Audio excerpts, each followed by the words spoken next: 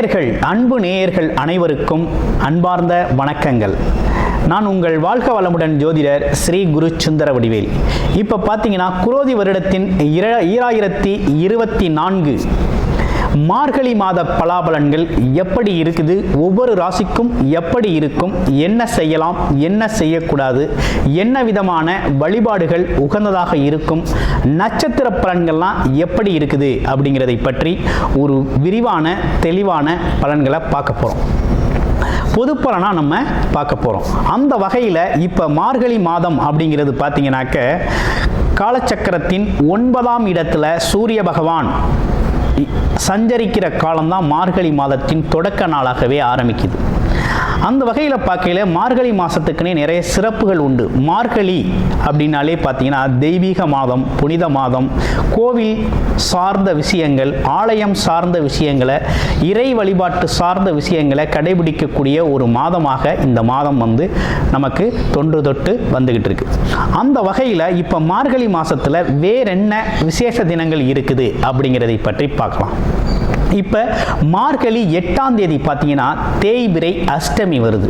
தேய்பிறை அஷ்டமி அப்படிங்கிறது பார்த்தீங்கன்னா நம்மளுடைய கஷ்டங்கள் தீர்றது அப்படிங்கிற ஒரு விஷயம். அதாவது கடன் பிரச்சனை, நோய் பிரச்சனை, இப்படிப்பட்ட பிரச்சனைகளுக்கு காலபைரவர் வழிபாடு செய்கிறது அப்படிங்கிறது அந்த நாள் உகந்த நாளாக இருக்குது. அடுத்து இரண்டாவதாக பார்த்தோம்னாக்க மார்கழி 15ஆம் தேதி பார்த்தீங்கன்னா அமாவாசை திதி வருது. இந்த அமாவாசை திதி அப்படிங்கிறது முன்னோர் வழிபாடு, பித்திருக்கள் வழிபாடு, சாபம் நீக்கிறது. அது மட்டும் இல்லாமல் பார்த்தீங்கன்னா வீட்டில் உள்ள முதியோர்கள், அதாவது பேர குழந்தைகளுக்கு அவங்களோட தாத்தா பாட்டி இவங்களாம் ஆசீர்வாதம் செய்கிறது அப்படிங்கிற ஒரு விஷயம்லாம் இன்றைய நாளில் செய்கிறது அப்படிங்கிறது ரொம்ப நல்லது. அடுத்த விசேஷ தினம் அப்படின்னு எடுத்துக்கிட்டோம்னா மார்கழி 27ஆம் தேதி தான் அடுத்த விசேஷ தினம் வருது. சனி பிரதோஷம் பார்த்தீங்கன்னா மகாலய பிரதோஷம் சொல்லக்கூடிய பிரதோஷ தின நாள் வருது. சிவ ஆலய வழிபாடுக்கு மிகவும் உகந்த நாளாக இருக்குது. அடுத்து மார்கழி 29 அப்படிங்கிறது பார்த்தீங்கன்னாக்க உங்களுக்கு பௌர்ணமி திதி வருது. இது பார்த்தீங்கன்னா அண்ணாமலையாரை வழிபடக்கூடிய, அண்ணாமலையாரின் முழு அருளை பெறக்கூடிய மிகவும் உகந்த ரொம்ப நல்ல நாளாக இருக்குது. இன்றைய தினம் கிரிவலம் சென்று முழு ஆசீர்வாதத்தை பெறக்கூடிய ஒரு அற்புதமான நன்னாளாக இந்நாள் இருக்குது. இப்படிப்பட்ட சிறப்பு தினங்களோட அடுத்து என்ன நடக்குது அப்படின்னு பார்த்தோம்னாக்க கிரகங்கள், 2 கிரகங்கள் சுக்கிரன் புதன், மாதக்கோள்களான சுக்கிரன் புதன் இருவருமே பார்த்தீங்கன்னா பெயர்ச்சி அடைகிறாங்க இந்த மார்கழி மாதத்தில். இவர்களின் பெயர்ச்சி பலன்களும் எப்படி இருக்குது அப்படிங்கிறதையும் நம்ம பார்க்க போகிறோம். இப்போ புதன் பார்த்தீங்கன்னா காலச்சக்கரத்தின் 8ஆம் இடத்துல இருக்கக்கூடிய புதன் அப்படிங்கிறவர் பார்த்தீங்கன்னாக்க உங்களுக்கு மார்கழி 17ஆம் தேதி பாருங்கள், அவர் சூரியன் கூட சேர்ந்து புத ஆதித்ய யோகத்தை ஏற்படுத்துகிறார். அடுத்து இரண்டாவதாக மார்கழி 15ஆம் தேதி அவர் பார்த்தீங்கன்னாக்க சுக்கிரன் அப்படிங்கிறவர் பார்த்தீங்கன்னா உங்களுக்கு மகர ராசியில் இருக்கிறவர் கும்பராசிக்கு பெயர்ச்சி ஆகிறார். ஏற்கனவே கும்பராசியில் சனி பகவான் இருக்கிறார், தன்னுடைய நண்பர் கூட போய் இணைகிறார். ஸோ இந்த இணைவால் என்ன மாதிரி பலன்கள் இருக்கும் அப்படிங்கிறதை பற்றி, அப்போ கிரகங்கள் இப்போ ஸ்தானபலம் பெற்ற இடங்களும் பெயர்ச்சி பலன்களும் எப்படி இருக்குது, பார்வை பலன்கள் எப்படி இருக்கும் அப்படிங்கிறதை பற்றி விரிவாகவும் தெளிவாகவும் நட்சத்திர பலன்களோடு நம்ம பார்க்க போகிறோம். அந்த வகையில் இப்போ கிரகங்கள் எப்படி இருக்குது அப்படிங்கிறதையும் ஸ்தான பலங்கள் எப்படி இருக்குது அப்படின்னு பார்க்கையில் காலச்சக்கரத்தின் 2வது இடத்துல பார்த்தீங்கன்னா குரு பகவான் வக்ர நிலையிலே இருக்கிறார். அடுத்து 4ஆம் இடத்துல செவ்வாய் பகவான், 6ஆம் இடத்துல கேது பகவான் இருக்கக்கூடிய ஒரு நிலை. அடுத்து பாருங்க 9ஆம் இடத்துல பார்த்தீங்கன்னா உங்களுக்கு சூரியனும், 8ஆம் இடத்துல புதனும், 10ஆம் இடம் சொல்லக்கூடிய மகர ராசியில் பார்த்தோம்னாக்க சுக்கிரனும் இருக்கக்கூடிய ஒரு அமைப்பு அப்படிங்கிறது இருக்குது. 11ஆம் இடத்துல பார்த்தீங்கன்னா சனி பகவான், 12ஆம் இடத்துல இருக்கக்கூடியது ராகு பகவான். ஸோ இப்படிப்பட்ட கிரக அமைப்புகள் அப்படிங்கிறது இதான் ஸ்தான பலம் பெற்றிருக்குது இந்த மாதத்தில்.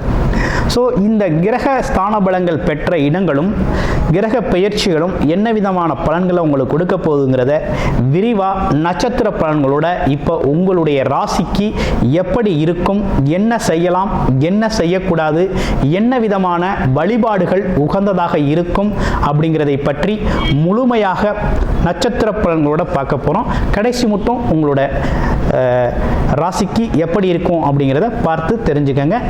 இப்போ உங்கள் ராசிக்கு பார்ப்போம். கன்னிராசி காலச்சக்கரத்தின் 6வது ராசியான கன்னிராசிக்கு என்ன விதமான பலன்கள் இந்த மார்கழியில் இருக்குது அப்படின்னு பார்க்கையில், உங்களுடைய ராசிநாதன் சொல்லக்கூடிய புதன் பார்த்தீங்கன்னா 3ஆம் இடத்துல மறைவு பெற்றிருக்கிறாரு. அது மட்டும் இல்லாமல் மார்கழி 15ஆம் தேதி சூரியனோட போய் இணைவு பெற்றுறார், 4ஆம் இடத்துல இணைவு பெறார். அப்போ கிரக இணைவுகள் 12 குடையோடு சேர்ந்து இணையக்கூடிய ஒரு அமைப்பு அப்படிங்கிறதெல்லாம் இருக்குது. அது இல்லாமல் தொழில் அதிபதினு சொல்லக்கூடியவரும் உங்களுக்கு புதன் தான். அப்போ தொழில் அதிபதினு சொல்லக்கூடியவர் புதனாகவே இருக்கிறாரு. சரி, வேலை சம்பந்தப்பட்ட விஷயத்துக்கு யார் வர்றா அப்படின்னு பார்த்தோன்னா சனி பகவான் இருக்கிறாரு. சனி பகவானோட பார்த்தீங்கன்னா தனாதிபதி வருமானத்தை தரக்கூடியவர் சுக்கிரன் பார்த்தீங்கன்னா இந்த மாதத்தோட மார்கழி 15ஆம் தேதியில் இணைவு பெறுறார். அப்போ கிரக இணைவுகளால் பார்த்தீங்கன்னா உங்களுக்கு வேலை கிடைக்காதவர்களுக்கு உறுதியாக கன்னிராசி அன்பர்களுக்கு வேலை கிடைக்குது, உறுதியான வேலை கிடைக்குது. வருமானம் அப்படிங்கிற ஒரு விஷயம் உருவாகுது, வருமானம்ங்கிற ஒரு விஷயம் ஏற்படுறதுக்கு ரொம்ப சாதகமான காலகட்டமாக இருக்குது. உங்களோட முயற்சிகள் இந்த காலகட்டத்தில் வெற்றி பெறும். அடுத்து புதுசாக எதுவும் தொழில் தொடங்கலாமா, இல்லை புது தொழில் பற்றி சிந்திக்கலாமா அப்படின்னா, தொழில் ஏற்கனவே ஒரு தொழில் இருக்குது, வேலை இருக்குது அப்படின்னா அப்படியே மெயின்டைன் பண்ணிக்கிட்டு போகிறது இந்த மாதத்துக்கு பெட்டராக இருக்கும். அடுத்து குழந்தைகளோட படிப்பு கல்வி இதெல்லாம் ரொம்ப நல்லா இருக்குது. நினச்ச மாதிரி ஒரு நல்ல படிப்பு படிக்கக்கூடிய ஒரு அமைப்பு. அதே போல் இந்த பிஹெச்டி துறைகள், ஆராய்ச்சி துறைகளில் இருக்கிறவங்களுக்கெல்லாம் இந்த காலகட்டத்தில் அவங்களுக்கான உதவிகள், அரசு சார்ந்த உதவிகள் கிடைக்கிறது மட்டும் இல்லாமல் நினச்சபடி தன்னோட ஆராய்ச்சியை முடிக்கிறதுக்கு நல்ல ஒரு மனநிலை, நல்ல ஒரு சூழ்நிலை அப்படிங்கிறதெல்லாம் அவங்களுக்கு இந்த காலகட்டத்தில் அமையுது. அடுத்து பார்த்தீங்கன்னா குடும்ப பெண்மணிகளுக்கு எப்படி இருக்குது அப்படின்னா, இந்த காலகட்டத்தில் குடும்ப பெண்மணிகளுக்கு நீண்ட நாளைக்கு பிறகு குழப்பங்கள்லாம் தீர்ந்து அக்கம் பக்கத்தோடு மகிழ்ச்சியாக வாழக்கூடிய ஒரு நல்ல சூழ்நிலை, ஆன்மீக தொடர்போடு இறை வழிபாட்டோடு இருக்கக்கூடிய ஒரு நல்ல மாதமாக இந்த மாதம் உங்களுக்கு அமைஞ்சிருக்கு. அடுத்து குடும்ப உறவுகளில் எப்படி இருக்குது, மற்ற விஷயங்கள்லாம் எப்படி இருக்குது அப்படின்னா, இந்த ராசியிலே இருக்கக்கூடிய கேது பகவான் அப்படிங்கிறவர் பார்த்தீங்கன்னா சின்ன சின்ன குழப்பங்களை, எடுக்கிற முடிவுகளில் தடுமாற்றத்தை கொடுக்குறாரு. இந்த தடுமாற்றத்தை நீக்கணும் அப்படின்னா நீங்கள் வாரம் விநாயகர் வழிபாடை தொடர்ச்சியாக செஞ்சுட்டு வாங்க. இந்த தடுமாற்றம் அப்படிங்கிறது உங்களுக்கு மாறும்.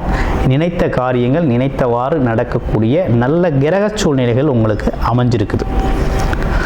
இந்த காலகட்டத்தை நீங்கள் பயன்படுத்திக்கலாம். அடுத்து பாருங்கள், உங்களுடைய ராசியில் இருக்கக்கூடிய நட்சத்திரங்களுக்கு என்ன பலன்னு பார்க்க போகிறோம். உத்திர நட்சத்திரம் நல்ல படிப்பறிவு, கல்வி அறிவு, அது மட்டும் இல்லாமல் அனைவர்கிட்டையும் மதிப்பு மரியாதை எதிர்பார்க்கக்கூடிய ஒரு தன்மை, நல்ல சாப்பாடு, உணவு பிரியர் அப்படின்னு சொல்லலாம். இவருக்கு என்ன சூழ்நிலை இப்போ ஏற்பட்டிருக்கு அப்படின்னு பார்க்கையில், வண்டி வாகனங்களை மாற்றிக்கிறது, அல்லது வண்டி வாகனம் மோட்டார் தொழில்களில் இருக்கிறவங்க, அல்லது அரசு சார்ந்த துறைகளில் கான்ட்ராக்ட் ஒர்க் பார்க்குறவங்களுக்கெல்லாம் ஒரு சிறப்பான வருமானம் கிடைக்கக்கூடிய, ஒப்பந்தங்கள் கையெழுத்தாகக்கூடிய மாதம்.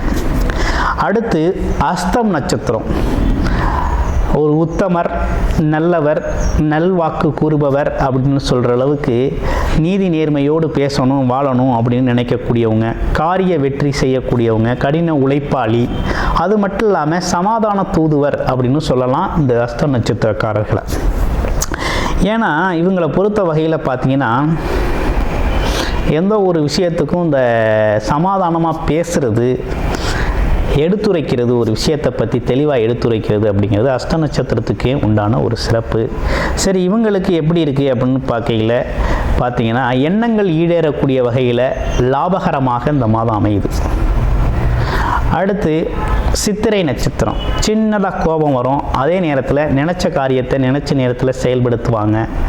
அடுத்து வேறு என்ன விஷயம் அப்படின்னா, ஒருத்தருக்கு உதவி செய்கிறேன்னு வாக்கு கொடுத்துட்டு அந்த வாக்கு தவறாமல் நடந்துக்கிறது, கல்வி கேள்வி ஞானங்கள் இருக்கிறது. ஆமாம், ஒரு முறைக்கு இருமுறை கேட்டு ஒரு விஷயத்தை தெரிஞ்சு செயல்படுறது, பிற்கால யோகம் உடையவராக இருக்கிறது. இவருக்கு என்ன மாதிரி விஷயங்கள் இருக்குது அப்படின்னு பார்க்கையில், இவரை பொறுத்த வகையில் லாபங்கள் எண்ணங்கள் ஈடேறது மட்டும் இல்லாமல் லாபங்கள் சம்பந்தப்பட்ட விஷயம், மூத்த சகோதர சகோதரிகள் உதவி செய்கிறது, சகோதர ஒற்றுமை அதிகரிக்கிறது. ஆமாம், இப்படிப்பட்ட விஷயங்கள்லாம் அந்த காலகட்டத்தில் நடந்தேறக்கூடிய ஒரு அமைப்பு இருக்குது. ஆமாம், இடம் பொருள் சம்மந்தப்பட்ட விஷயங்கள்லாம் அந்த காலகட்டத்தில் அது சார்ந்த விஷயங்களை சரி செஞ்சுக்கிறது அப்படிங்கிற மாதிரிலாம் சின்ன சின்ன விஷயங்களை இந்த காலகட்டத்தில் செஞ்சுக்கலாம். அதே நேரத்தில் படிக்கிற குழந்தைகளுக்கு படிப்பு அப்படிங்கிற ஒரு விஷயம் மிகப்பெரிய லெவலில் சக்ஸஸ்ஃபுல்லாக அந்த காலகட்டத்தில் அமையும். வேலை வாய்ப்புகள் அப்படிங்கிறது இளைஞர்களுக்கு கிடைக்கக்கூடிய ஒரு நல்ல அமைப்பு உருவாயிருக்கு. வழிபாடு அப்படின்னு எடுத்துக்கிட்டோம்னா என்ன விதமான வழிபாடு உகந்ததாக இருக்குது அப்படின்னு பார்க்கையில் விநாயகர் வழிபாடு தான் ரொம்ப முக்கியம். விநாயகர் வழிபாடை தொடர்ச்சியாக செஞ்சுக்கிட்டு வாங்க. நன்றி, வணக்கம், வாழ்த்துக்கள்.